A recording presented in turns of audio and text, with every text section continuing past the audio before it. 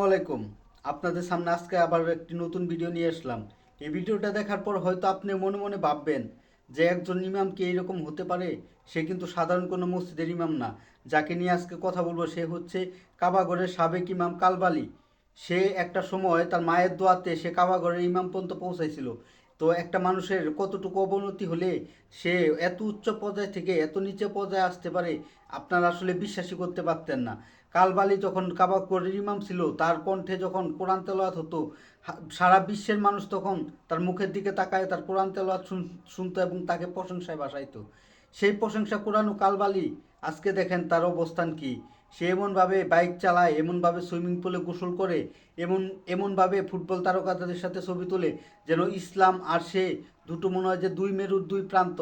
আজকে তারা মনে হয় কখনোই মিলবে না, এই দুই মেরুর দুই প্রান্ত। কালবালির আজকে এই অবস্থা। আসলে অবনতি মানুষের এত নিচে নিয়ে যাইতে পারে, সেটাই কালবালি হচ্ছে জ্বলন্ত উদাহরণ। তো ভিডিওটা কেমন লাগলো সবাইকে দেখার সুযোগ করে দিবেন, শেয়ার করে দিবেন।